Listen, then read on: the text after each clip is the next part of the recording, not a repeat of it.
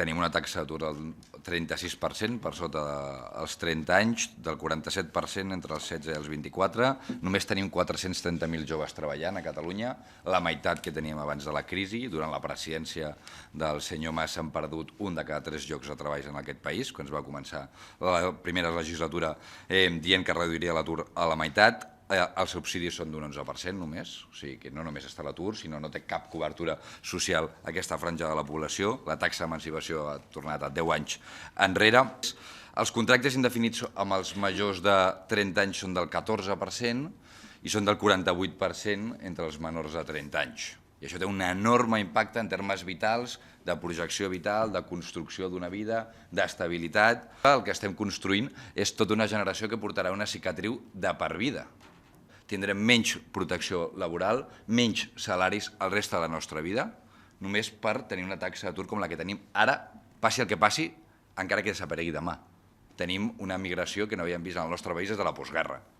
Una cara més de les enormes desigualtats que ha generat la crisi econòmica al nostre país i que som incapaços des de les administracions públiques, els governs són incapaços de fer-hi front i donar-hi respostes, cap ni una. Però el que és important és saber què està fent malament el govern de la Generalitat, què està fent malament un govern que té més de 20.000 milions d'euros de pressupost, una potent maquinària pública. Vull parlar també i preguntar sobre el Pla de Joventut del Parlament de Catalunya, ja que vam aprovar una sèrie de mesures allà, entre elles mesures concretes, amb uns pressupostos concrets que sumaven 225 milions d'euros, que ha donat que l'important és implementar-ho i no dir-ho ni parlar-ho. Segur que han tingut reunions al Departament de Treball per parlar sobre el que es va aprovar allà i saber quines són les línies d'actuació que tindrà el govern durant els propers mesos, si creuen que afecta d'alguna forma no tenir pressupost en aquest país, i saber si